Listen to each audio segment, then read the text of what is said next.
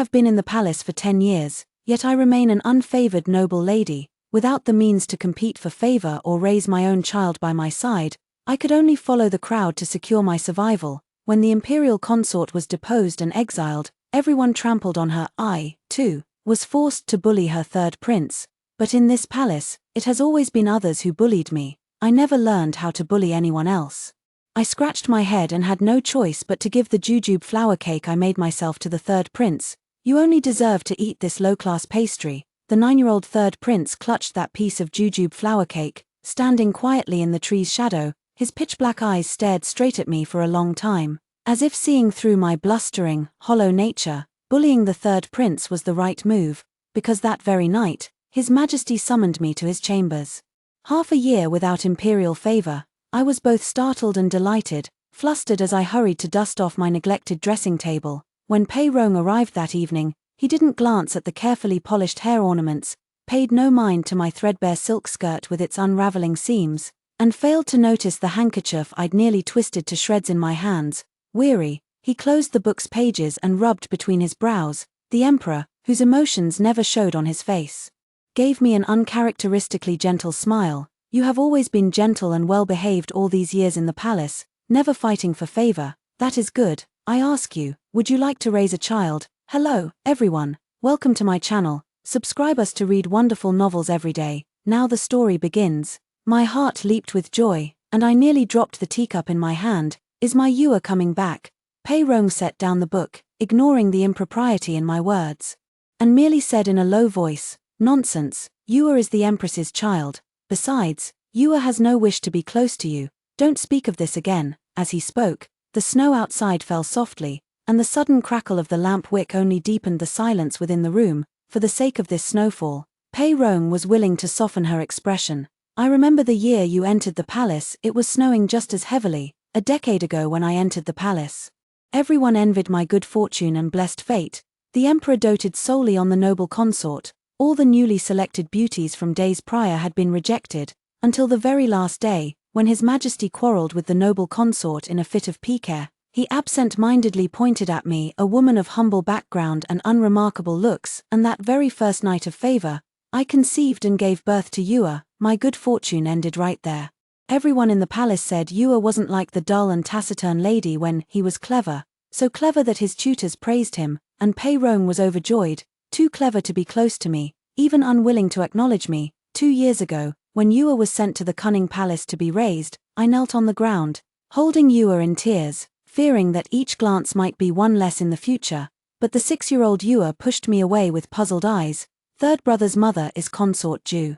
You're just a noble lady, unworthy to be my mother. Yua's words chilled and saddened me, but what mother in this world could hold a grudge against her own child? So I resolved to elevate my status. Yet advancement was difficult. The imperial harem's concubines vied for attention like blossoms in the royal garden, while the empress watched with shears in hand, ready to prune any unruly branch. I neither excelled at singing and dancing like consort Ju, nor did I possess a distinguished family background like the empress. If I had to name one advantage, it would be that, like my mother, I was skilled at making delicious soups, but the palace had its own kitchens, and if Pei Rong stayed up late to review a memorial, the soups and dishes sent from the various consorts' private kitchens would pile up so high that there was no room for the memorials themselves. Whenever I truly missed Yua, I would save up my monthly allowance and, along with the jujube flour cakes I made myself, ingratiatingly give them to Eunuch Chio, who looked after Yua. Eunuch Chio was a smooth operator who knew how to please everyone. With a beaming smile, he accepted the silver but politely declined the jujube cakes. Yua always avoided me too. I spent quite a bit of silver, yet barely got to see her. Later, Yua suddenly fell ill, requiring her birth mother's flesh and blood as medicine. I never expected Yua to acknowledge me. I only wanted him to recover his health, but when Yua heard it was my blood in the medicine, he knocked the bowl to the ground, refusing to take it even if it meant death. How disgusting. Yua has only the Empress Mother as his mother. What kind of thing are you? I knelt at the palace gate to plead for forgiveness when the Empress, holding Yua who had cried himself to sleep in her arms, didn't even lift her head. Over the years, you've sent many clothes and food for the fourth prince. Seeing your pitiful state, I chose not to hold it against you. When Tang, by rank you're merely a noble lady. If you truly care for the fourth prince, You should stop seeing him." As she spoke, Yue woke up and, coquettishly fussing, demanded the empress withhold my monthly allowance for half a year to teach me a lesson. I didn't dare to talk back anymore, just lowered my head and murmured in agreement, "Indeed." What higher position could there be than that of the empress? Gradually, I abandoned the thought of bringing Yue back. When I came to my senses, Pei Rong was smiling gently, yet leaving me no room for refusal. "When Tang, I ask you, would you like to raise the third prince?" "Yang, no, absolutely not, noble lady. Think carefully, what good thing in this palace isn't fiercely contested? How could a perfectly fine prince just be handed over for you to raise?" Prince Yu's wet nurse, Nanny Chen, was from my hometown. Unlike the palace servants who fawned on the powerful and bullied the weak, she acted solely with a kind heart in all her words and deeds. I first entered the palace already pregnant with Yue, and it was Mother Chen who looked after me, vigilantly guarding my diet at every turn, ensuring Yue was born safely. She kept shaking her head and sighing, muttering about how difficult it was to raise a child who had already recognized another as their mother, and how hard it was for stepmothers in their village. "The noble consort has fallen out of favor, and His Majesty feels displeased whenever he sees the third prince. Moreover, the noble consort and the empress are at odds. How could the empress possibly treat the noble consort's child well? Why would a noble lady raise the third prince? It won't win her the emperor's favor, and it will only make the empress jealous. What's the point? You'd be better off taking care of yourself and having your own child in the future to rely on." I remembered yesterday, after the first snow had cleared, the third prince stood silently in the shadows of the trees, his eyes filled with envy as he watched his siblings play. His face was pale, and his clothes were thin. Presumably, after the imperial consort was deposed, the servants and palace maids who looked after him no longer cared. Yue spotted him and, with a mischievous grin, quickly formed a snowball before suddenly hurling it at Yang's face. "Ah, so it's third brother. I thought it was some blind little eunuch." The snowball had been deliberately packed with a sharp stone inside, smashing into Yang's face until blood streamed down. Yang's pitiful, helpless state, too afraid to fight back, sent the brothers into roaring laughter. I instinctively wanted to scold Yue for her rudeness, but was met with a faint glance from Eunuch Chiu standing beside her. "His Highness the Fourth Prince is under Her Majesty the Empress's guidance. Noble lady, one should not interfere. Though this servant may speak out of turn, let me remind noble lady when circumstances overpower individuals. Would the noble lady dare defy His Majesty's will?" Yue shot me a rather smug look. It had been over half a year since the imperial consort was demoted to commoner status and banished from the palace. Yet Pei Rong still hadn't found a suitable mother for the third prince. "Yang." The empress watched with wary eyes while the emperor turned a blind eye, allowing Pei Yang to suffer bullying. In this imperial harem, conscience alone couldn't sustain survival. What mattered more was the wisdom of self-preservation. Besides, only by staying alive could I witness Yue grow into adulthood. Almost instinctively, I thrust the jujube flour cakes I had prepared for Yue into Yang's hands, while frantically recalling the taunts I'd endured when I fell out of favor. "Trash like you only deserves pig slop like this." But my guilty conscience was too strong, and I ended up insulting my own handiwork. "Why, you only deserve these low-class pastries." Yang held the warm jujube flour cake in her hands, silently staring at me for a long, long time, so long it felt as if she had seen through my feigned viciousness. I didn't even dare to meet the child's eyes, grabbing the food box and fleeing in panic. But after all, that child Yang is just too pitiful. With the coldest days of winter upon us, the melted snow outside made it even chillier, yet that child was still dressed so thinly. I truly couldn't bear the thought. Remembering the winter clothes I had painstakingly made that Yue had refused to wear, deeming them too shabby. "Nanny, if I secretly give those clothes to Yang without anyone noticing, wouldn't that be all right?" Nanny Chen glanced at me. This experienced palace veteran who had witnessed countless court intrigues and storms suddenly sighed. "Your ladyship has a kind heart, but this old servant cannot tell whether such kindness brings fortune or calamity in the palace." Before I could ponder further, an imperial decree arrived from outside. Pei Rong praised my virtuous character and placed the third prince, Pei Yang, under my name. When the young eunuch delivering the decree arrived with Pei Yang through the snow, the wound on Pei Yang's head had yet to heal. He knelt outside the Caisang Palace and kowtowed to me with utmost sincerity. Amid the swirling snow, this mere 9-year-old child knelt rigidly straight. Having witnessed the fickleness of palace life and the sycophancy toward the powerful in just half a year, he raised his head with a smile that was both ingratiating and numb. "Mother consort, Yang knows how to help you regain favor and bring fourth brother back. Mother consort, you will see that Yang is useful. The imperial decree had been issued. Matron Chen shook her head and silently murmured a prayer to the Bodhisattva. I hurriedly helped Yang up, then ordered the palace maids to add more charcoal to the brazier and bring warm clothes. The entire silkworm palace was warm and cozy. I measured the winter clothes I had made for Yua against Yang. But they didn't quite fit, the sleeves were a bit too short. Pei Yang quickly tugged at his sleeves and kept saying, "They fit perfectly, Yang likes them very much, thank you, mother consort." While applying medicine to Pei Yang, my heart was filled with guilt. It's my fault for not teaching that child well. When I mentioned Yua, Pei Yang quietly clenched his fist, then raised his face with a flattering smile. Little brother just wanted to play with me, he didn't mean any harm, besides. My injury isn't serious, it's nothing to worry about. Though Pei Yang kept calling me mother consort, for some reason it made me feel strangely distant. If you're not accustomed to it, you may call me consort when within the Mulberry Palace, but outside you must address me as mother consort. Pei Yang clutched tightly at my sleeve, shaking his head desperately for fear I might abandon him. No, from now on you shall be Yang's mother consort. When I watched over Yang as he fell into deep sleep, his brows remained tightly furrowed, still gripping my sleeve unwilling to let go. I set down the winter coat I was altering and smoothed the damp hair at his temples, feeling inexplicably sad for this precocious child. Back when the imperial consort was at the height of favor, whenever Pei Yang fell ill, the emperor and the consort would watch over him day and night without rest, yet now he doesn't even have a single warm winter garment. When he smiled at me ingratiatingly earlier, it somehow looked like he was crying. Nanny Chen sighed quietly before leaving. Your Grace is kind-hearted, but don't be foolish, you must have your own child. The sky darkened, and a cold wind wailed outside. When I looked up after finishing the sleeve alterations, I realized Pei Yang had already woken from his nap. The palace attendant brought over the porridge that had been kept warm on the stove, along with the side dishes and flatbreads I had prepared myself. Watching Pei Yang devour the meal eagerly and finish every last bite, I couldn't help feeling somewhat proud.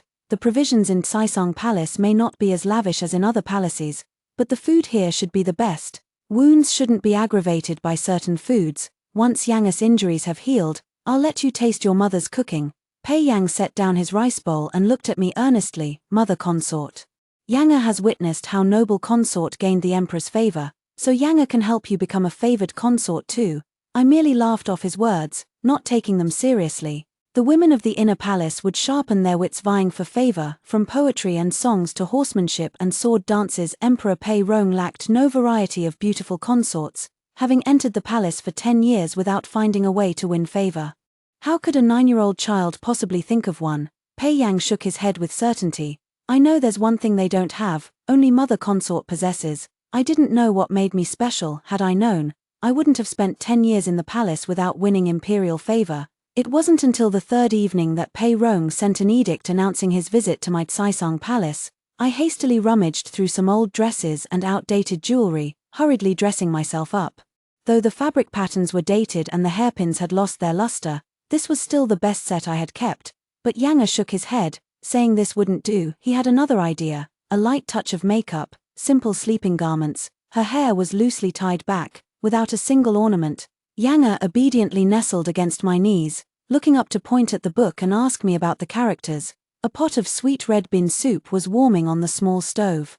While candlelight gently filled the room, the warm, sweet fragrance of orange peel and red beans by the stove made the atmosphere as cozy as that of an ordinary, reunited family. Mother, look how heavily it's snowing outside. Following Pei Yang's gesture, I turned my head with an absent-minded smile, only to see His Majesty standing beyond the window, his shoulders dusted with snow, watching me for who knows how long, perhaps fearing to disturb this moment of tranquility. Despite the howling wind and snow, Pei Rong had forbidden the attending eunuchs from announcing his presence. When my smiling eyes met his in that instant, even this emperor, who had witnessed countless beauties and schemes, stood frozen in place for what felt like an eternity. I bowed with reverent trepidation, and as I rose to brush the snow from Pei Rong's shoulders, I realized most of it had already melted away. Yet Pei Rong paid it no mind.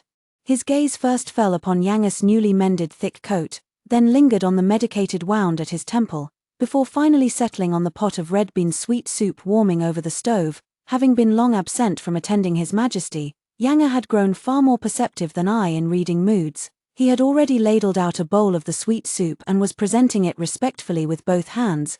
This was brewed by Mother Consort. Father Emperor, please try some. A bowl of steaming sweet soup in winter soothes both stomach and heart.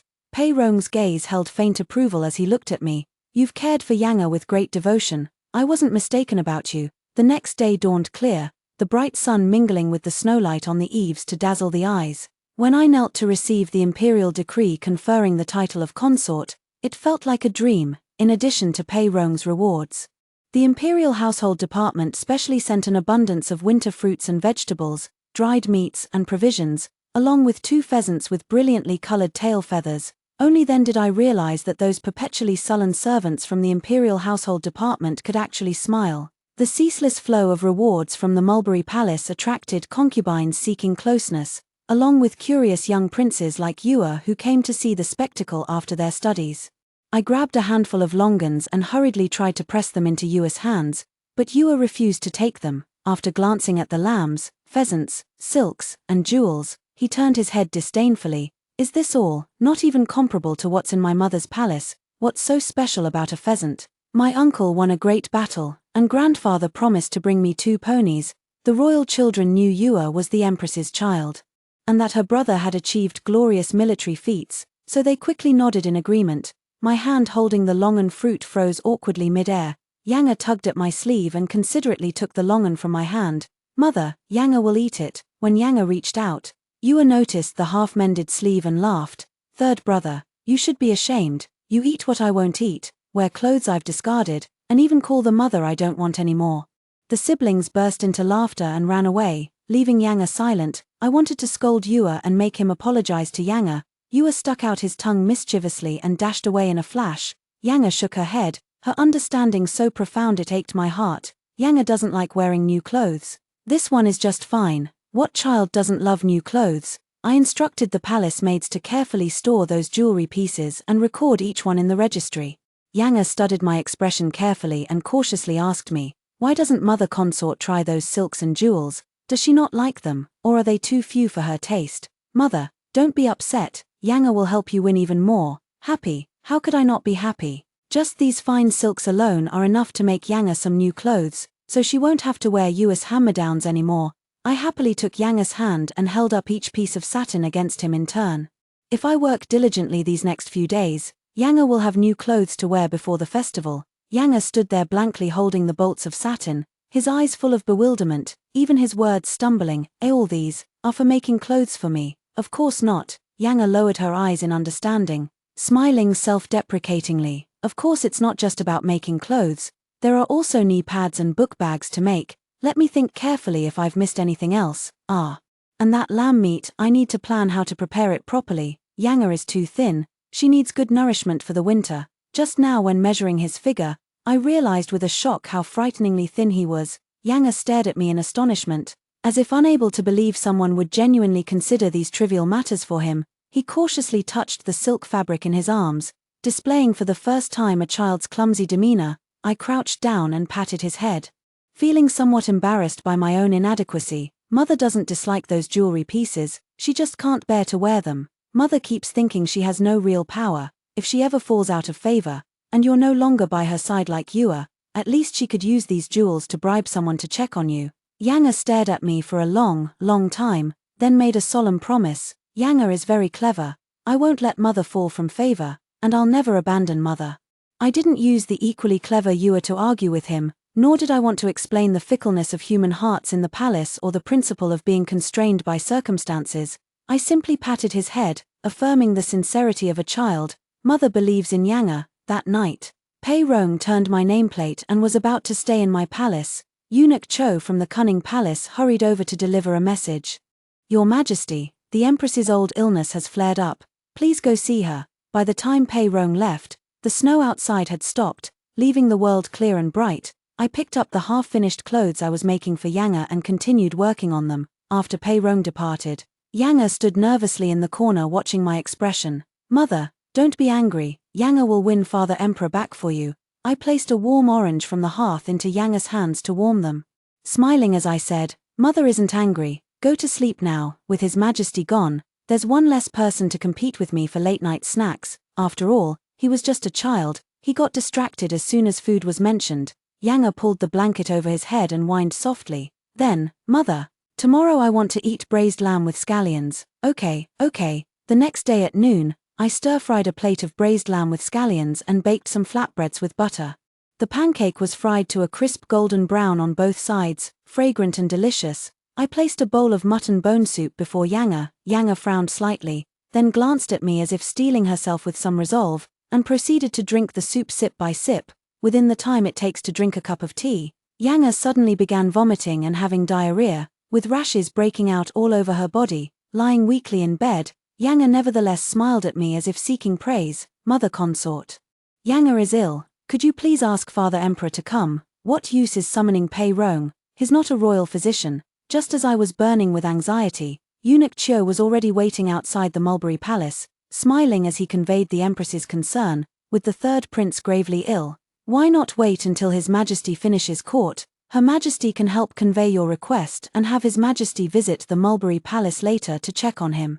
I must care for the ailing Yang. How could I possibly have time to groom myself and attend to His Majesty? I politely replied to Eunuch Chiu, thank Her Highness for her kindness, but this humble consort must tend to Yang and should not disturb His Majesty. Hearing my refusal, Eunuch Chiu's smile froze on his face as he left in displeasure. The imperial physician prescribed 2 doses of herbal decoction, but by evening there was still no improvement, for some reason. I couldn't shake the feeling that Yang was hiding something from me. I immediately sent for Nanny Chen. Nanny Chen, who had raised many children, was experienced. She first inquired about his diet, then asked if Yang had caught a chill. After eliminating all possibilities, Nanny Chen also found Yang's illness quite peculiar. Mother, why won't you send for Father? Yang lay in bed, looking at me uneasily. Is my illness not serious enough? Nanny Chen's expression changed upon hearing this. She quietly pulled me aside and whispered in a hushed voice, does the noble lady know why the imperial consort was deposed? I've heard some rumors about the imperial concubine falling out of favor. They say the concubine used love potions to maintain the emperor's constant favor, but it also harmed his ability to produce heirs. They say the concubine exploited the prince's rivalry for favor, mistreated Prince Yang, and played on the emperor's sympathy. Upon hearing that the empress was going to summon Pei Rong for me, Matron Chen was filled with dread and kept chanting prayers to Buddha. Your Highness, the rumors you've heard are all true. Amitabha, had you gone to summon His Majesty just now, in his eyes you would have been no different from the noble consort, both scheming to win favor through children. I only felt a chilling cold creeping up my spine. Noticing my fear, Yang looked at me with complete bewilderment. Why isn't Mother Consort happy that I'm sick? In the past, whenever he fell ill, the noble consort would always be pleased, remembering how terrified Yang had trembled after Pei Rong left yesterday. Perhaps when Pei Rong couldn't be kept, Yang would suffer the noble consort's beatings. My heart ached, and I couldn't bring myself to blame him for his clumsy attempt to help. I clearly explained the stakes to him, tucked in his blanket, and gently told him, because Yang is sick. Mother is very worried. When Yang gets better, Mother will be happy. Pei Yang lowered his eyes, trying to understand whether my happiness and the noble consort's happiness were truly the same thing. I gently placed the warming pan on Yang's stomach and softly asked him, tell Mother Concubine, why did Yang get sick? He laughed heartily. Yang always gets like this after eating scallions and mutton. It's nothing serious. I've eaten them before. Mutton isn't arsenic. At worst it makes you uncomfortable, but it won't kill you. Mother's lamb dish is better than what the noble consort's palace used to make. Mother is very good to me, so I was truly happy while eating it. As he spoke these words, the old scar on my wrist from cutting flesh to cure Yu's illness ached faintly along with my heart. Yang's voice grew softer and softer. In the end, he fell completely silent. He covered his bitter sorrow and wailing sobs with the quilt. Why do all the other brothers and sisters have mothers who dote on them so much? Why even you, consort Wen, show me such kindness? Yet she alone doesn't love Yang. My heart ached with bitterness. I didn't know how to explain love and hatred to a 9-year-old child. It's like scallions and mutton. Yang gets sick after eating them. But this isn't something Yang can control, so you mustn't blame yourself. Everything in this world has its reason. Just as flowers and plants have their seasons, and fruits their ripening times, love and hate are like a person's spleen and stomach, utterly beyond reason. To comfort him is to comfort myself. Exhausted from crying, Yang fell asleep in my arms. He had a nightmare. whispering "I'm sorry" to me very softly in his dream. Yang has recovered from his illness, but though the tutor urged him several times to return to the study, he kept making excuses and refused to go. I could roughly guess that Yue was the one leading the bullying against Yang, forbidding the other siblings from playing with him. Children of this age all crave playmates, but last time when I brought Yue some jujube flower cakes, I saw Yang standing alone in the tree's shadow, watching his siblings play with envious eyes. It was my fourth younger brother who wanted me to kneel on the ground and bark like a dog before he'd play with me. Yang waved his hand, feigning magnanimity. It didn't matter before, my clothes were already dirty, but these clothes now, my mother stayed up all night to make them for me. I can't bear to get them dirty. A child's world is as complex as a harem. I busied myself for several days, then slipped the silver to Nanny Chen, asking her for a favor. Nanny Chen, with her sharp tongue but kind heart, handed me the items while grumbling incessantly. Is it worth putting yourself through hell for a child who came halfway into your life? When Pei Rong arrived in the afternoon and lifted the curtain, the room was filled with the sweet aroma of syrup. On the bed lay half-cut clothing patterns, while the vase on the table held pheasant tail feathers, with a few copper coins scattered nearby, by the small stove. A circle of fluffy heads surrounded Yana and me as the princes and princesses chattered away in lively debate. Lady Wen, Yue wants a butterfly one. Lady Wen, I want 2 sugar paintings. Holding the sugar paintings, I deliberately furrowed my brows in feigned distress. But all these sugar paintings belong to third brother. Lady Wen can't decide for him. The clever fifth princess Yue immediately clung to Pei Yang's arm, gently cooing, third brother, won't you plead with consort Wen for Yue, please? With Yue setting the example, Yang soon found himself surrounded by a circle of younger siblings, facing such familial closeness for the first time. A flustered expression appeared on Yang's pale face as he turned to me with pleading eyes. I placed the sugar painting into Yang's hand and gave him an encouraging nod. Yang, there are many emotions in this world that don't require selling your dignity or hurting yourself to obtain.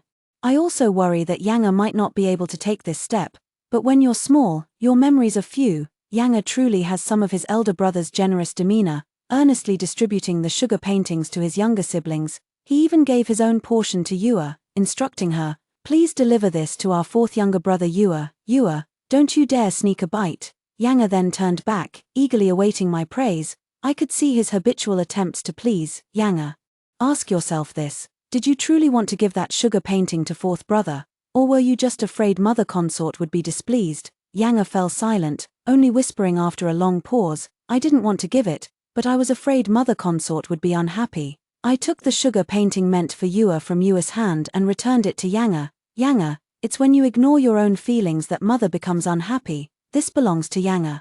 If Yang doesn't want to give it away, then don't. Yang nodded vigorously, biting into the sugar with a crisp sound. I turned my head and saw Pei Rong standing behind the screen, quickly preparing to kneel in greeting. Pei Rong waved the formalities and asked with interest what we were doing. Making shuttlecocks, painting sugar art, tailoring clothes. Pei Rong examined the crooked sugar painting, which stirred some childhood memories, and smiled as well. You're quite good at playing with children. Yesterday, the Empress complained that the princes and princesses love running to the mulberry picking palace. I was worried something had happened. I feared Pei Rong might think Yang was neglecting his studies for play, and even more that he might suspect me of using the children to vie for favor. So I quickly explained, these were originally made for my own amusement, but I couldn't just let the children watch with longing eyes. When Pei Rong arrived, the children also became restrained, shrinking back and not daring to laugh or joke. Pei Rong had a touch of a strict father's helplessness. It seems I have dampened your spirits. Eunuch Li, the attendant before the emperor, gave a meaningful glance, and the governesses from various palaces led the princesses and princes away. Though Yue feared her father the emperor, she wanted that beautiful shuttlecock by the window even more. Then imperial concubine Wen mustn't forget Yue's shuttlecock. The shuttlecock won't be ready until tomorrow. If your third brother is feeling better tomorrow and can go study in the library, I'll have him bring it to you. All right. Yue tugged pitifully at Yang's sleeve with longing eyes. Third brother, you must get better soon. Yue is waiting to play shuttlecock with you. Pei Rong caught sight of the brightly colored pheasant-feathered shuttlecock by the window and suddenly remembered that I too was a young lady raised in a scholarly family. I seem to recall your father was the magistrate of Taitsang. How is it that the magistrate's daughter enjoys cooking and can even make sugar paintings and shuttlecocks? Having entered the palace for 10 years, Pei Rong showed the first glimmer of interest in my origins. What kind of girl was Wen Tang before she came to the palace? That was a matter from long ago. Back then, my parents' marriage was actually quite the event in Taizong, because my father had already become the Zhizhou, and my mother was just a humble cook at Wangjiang Tower. Everyone said that my mother becoming the Jizhu was like a sparrow transforming into a phoenix, but only my father, all these years, kept saying that he was the one who married above his station. Before I was 8 years old, I also thought my mother was simply lucky, because my father wore official robes, and everyone who came to visit him treated him with utmost respect, yet my mother would roll up her sleeves and argue with street vendors over short-changed weights. Then when I was 8, father was demoted. Though father pretended nothing was wrong and tried his best to comfort me, a child's intuition is always sharper than an adult's. It was mother who pawned her hairpin to make sweet red bean soup, adding plenty of honey dates, and served 2 bowls before father and me. Look, as long as we can still enjoy sweet soup at home, how bad can life really be? I still remember the sweet taste of that bowl of red bean soup very clearly to this day. Later, when I entered the palace, whenever something unpleasant happened, I would cook myself a bowl of sweet soup. I believe mother was right, life won't stay this bad forever.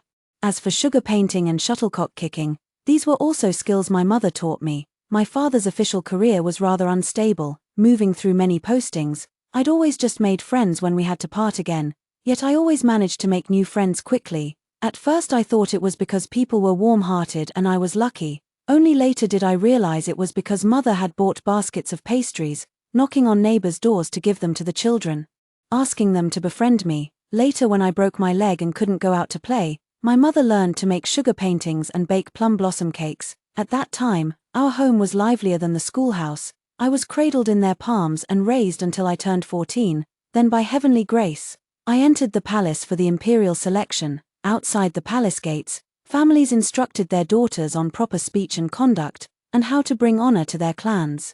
My mother only tightened my scarf, afraid the wind would blow inside. If you're not chosen, don't cry, I've stewed duck leg with bamboo shoots and fried meatballs for you to eat when you return. I nodded blankly, still thinking entering the palace was like visiting someone's home that I could return later in the evening. I've been in the palace for 10 years now, and it's been 10 years since I last saw her. I feared Pei Rong might detect my sorrow, so I quickly forced a smile. Being chosen to serve in the palace is an honor that brings glory to our family. My parents are both delighted for me. Pei Rong didn't press me about my melancholy, but merely sighed. Your father and mother must be wonderful people, to have raised you with such a gentle disposition. No wonder the children are willing to get close to you. Pei Rong didn't have many children, and most of them were taught to be obedient and respectful. I noticed the barely perceptible disappointment on Pei Rong's face when the children were afraid of him just now.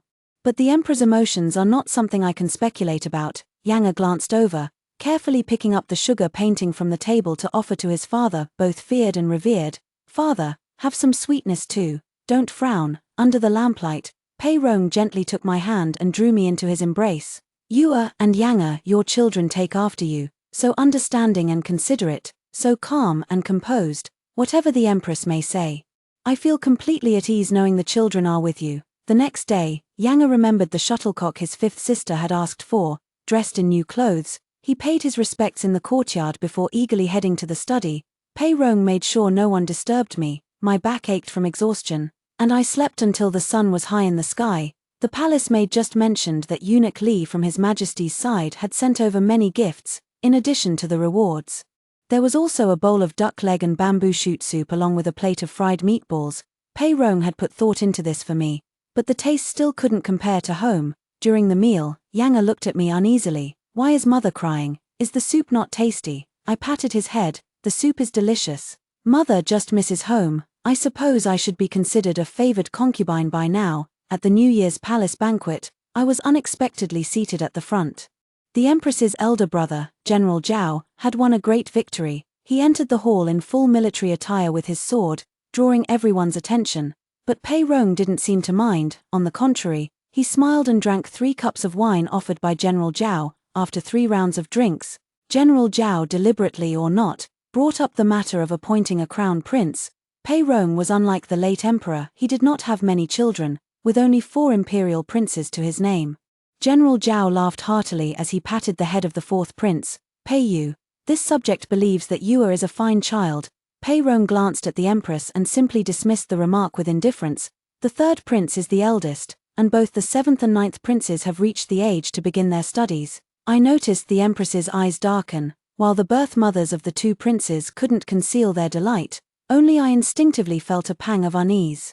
Tightening my grip on Yanga's hand, Yanga looked up at me and gently leaned into my embrace. Mother, don't be afraid. The days passed swiftly, and soon it was Mid-Autumn Festival. Yet there was no festive atmosphere in the palace, because two imperial concubines had died in quick succession. The birth mothers of the seventh prince and the ninth prince, one succumbed to a sudden illness, the other fell into a lake and drowned. Overnight, the empress found herself with three princes at her knees. At the same time, in recognition of my years in the palace and my merit in bearing the third prince, Pei Rong elevated my rank. I became the noble consort, second only to one. At the funeral rites of the two concubines, all eyes secretly drifted toward me and Yanga. Some held curiosity, some pity, and some schadenfreude. When the political climate of the former dynasty grew as cold as the weather, Pei Rong often came to my palace. The three of us would stay together like a family. Sharing a bowl of very sweet red bean soup, Pei Rong held my hand, speaking words meant for me, yet also for himself. I know you feel wronged and afraid, just wait a little longer. In my heart, you are more like an empress who embodies maternal virtue for the realm than the Zhao family. The punishment of the Zhao family, the empress's maternal clan, came on the Mid-Autumn Festival 2 years later. First, General Zhao drunkenly returned to his residence on a rainy night and inexplicably drowned in a shallow puddle. With the previous dynasty's troubles resolved, the old cases from the inner palace were easily brought to light. Pei Rong was furious that the emperor had initially demoted the noble consort to commoner status, yet the empress, defying the imperial will, secretly poisoned her with arsenic. The crimes of harming imperial heirs and murdering concubines were all exposed.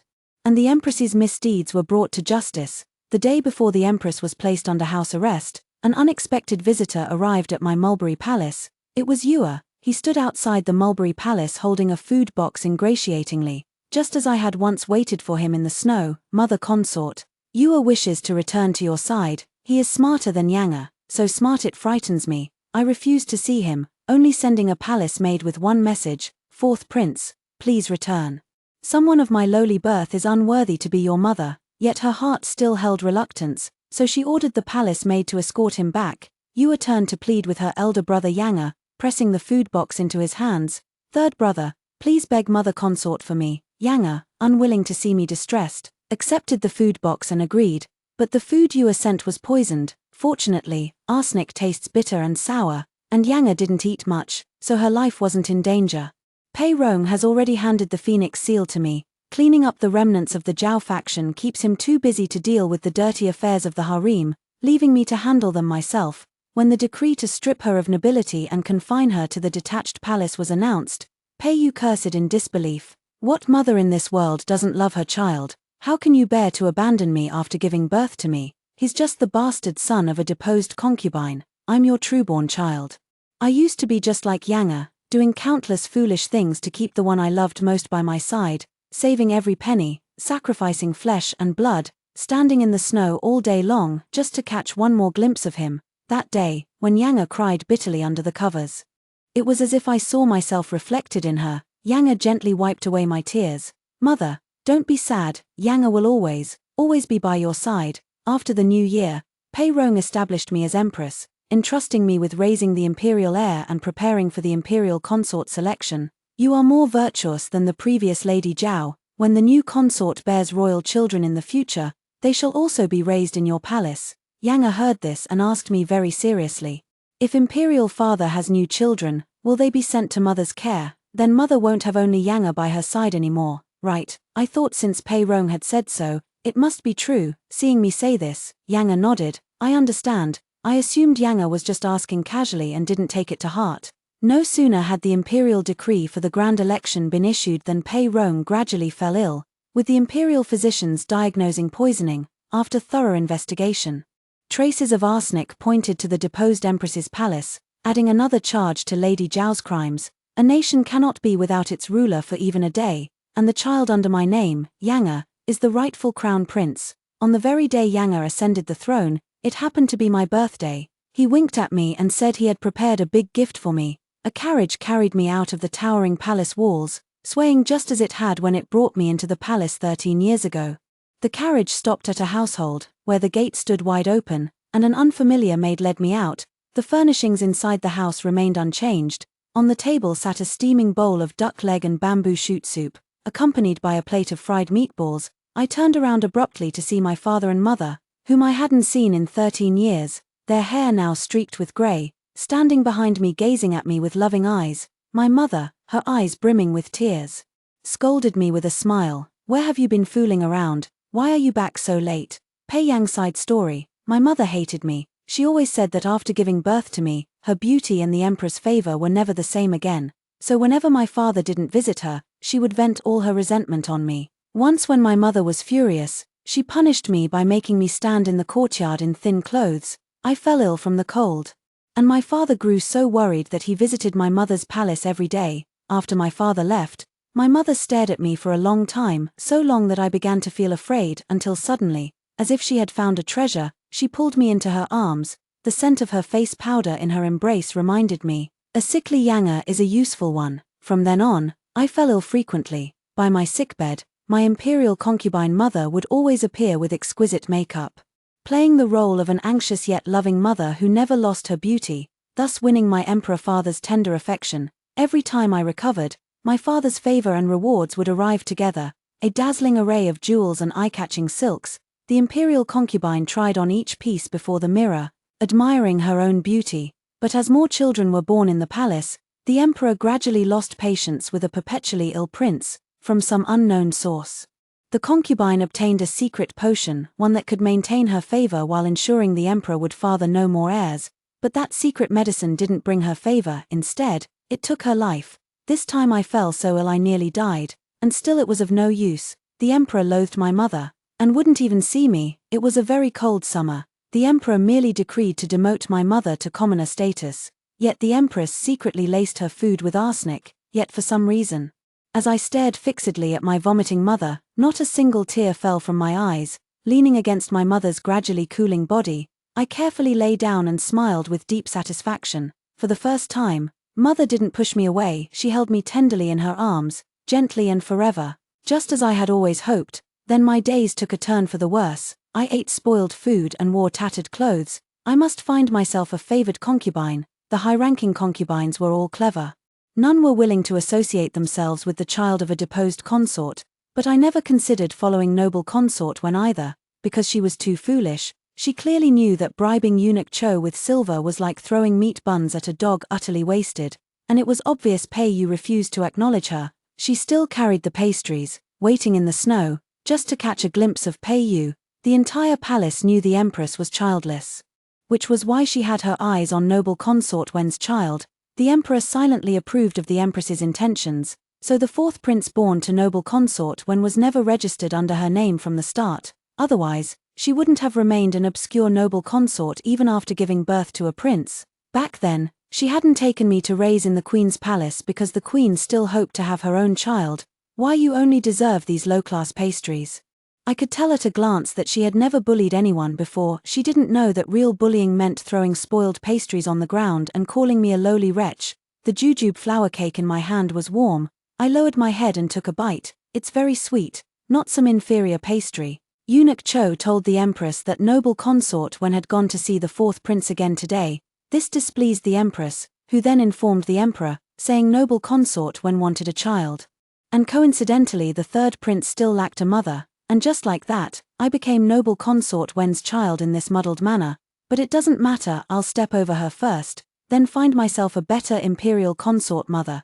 Perhaps from constantly watching my mother's expressions, I became exceptionally skilled at reading people's moods. I knew noble consort Wen desired the emperor's favor and wanted Pei Yu back. I knew the emperor disliked the empress's domineering ways and wanted a gentle, obedient queen who could be a motherly model for the realm. At last, my father was captivated by her snow-lit glance and bestowed silks and jewels. I wished she would adorn herself well to secure his favor first. Yet she had the jewelry stored away and knelt down, measuring each bolt of silk against me. "Let me work on these in the coming days. Yanga shall have new clothes for the festival." I stood there dumbfounded, clutching those bolts of satin, utterly bewildered by her foolishness, even stammering as I spoke. "Please, These are all for making my clothes. Of course not. I breathed a sigh of relief. It seemed she wasn't completely hopeless. Of course not just clothes. There are also knee pads and book bags to make. Let me think carefully if there's anything else we've missed. I still wanted to struggle a bit more. Yanga is very clever. She won't let her mother lose favor, nor will she abandon her mother. So you dress yourself up first to secure that favor. She completely failed to grasp my hint, merely patting my head and telling me she believed in my sincerity and would never abandon me. But I don't want her anymore, because she's incompetent. The Empress effortlessly stole the favor she just gained, yet she didn't even get angry with me. Instead, she pressed 2 warm oranges into my hands. Still thinking about my late-night snack, furious, I pulled the quilt over my head and hatched another scheme. I deliberately fell ill to make her summon my father, the Emperor. Father would surely be furious, thinking she had ulterior motives like my birth mother, and would assign me to another consort. Yet once again, I miscalculated. She didn't use my illness to vie for favor. Instead, she stayed up late, anxiously watching by my bedside. Her soft and slightly cool hand repeatedly checking my forehead, her eyes reddened with self-reproach as she blamed herself for her carelessness. I stared at her in a daze. It was the first time someone had shed tears for me. How strange. I want to say, don't cry anymore. I framed you on purpose, wanting to get myself another mother, but what reached my lips was a gently blown sip of warm medicine. Any further words I wished to speak became roasted orange segments, warm and sweet, leaving me utterly speechless. No matter what, when my mother passed away, I didn't shed a single tear. I thought I had forgotten how to cry, yet when I saw her eyes, suddenly the tears came pouring down. It must have been the medicine, too bitter. I must have been feeling too ill. What else could it be? Surely I can't blame that overly sweet orange slice. When she stayed up late making new clothes for me, I still wanted to steal a few more glances at her. But the quilt didn't carry the rich scent of face powder, just the faint fragrance of soap berries. It made me fall asleep without even realizing it, so soundly. Mother seems to have misunderstood. I don't play with those brothers not because I dislike them, but because I find them foolish, especially Pei Yu, whose stupidity is downright laughable. But mother held the sugar painting, looking at me with hopeful eyes. I sighed softly in my heart. All right, as long as she's happy. But mother's gentleness made the emperor look at her differently. In the consort's palace, he was a self-indulgent, willful ruler. Here with mother, he could be just an ordinary father. I could sense the emotion in my father's eyes when he saw mother surrounded by a group of children. Father, look, that woman in the central palace now is unworthy of being the mother of the realm. The strife within the palace never ceases for a moment. Arsenic is bitter and sour. To make someone consume it, they must either take it willingly or have it hidden in honey. The food Pei Yu sent was poisoned. Of course I knew, but mother taught me, Yanga's things belong to Yanga. If Yanga doesn't want to give them, then don't. Mother is Yanga's, and Yanga doesn't want to give her away. Getting rid of one Pei Yu wasn't enough. Father Emperor wants to take in more concubines. If mother ever falls out of favor one day, I'll likely be sent to live in another palace again. No matter. Arsenic can still be mixed into sweet soup. After ascending the throne, I brought my maternal grandparents to the capital so they could visit mother in the palace more easily. After all, the warmth mother gave to Yanga, Yanga wanted to return it to her. After all, the same soup made in the palace and at home would always taste different. The end.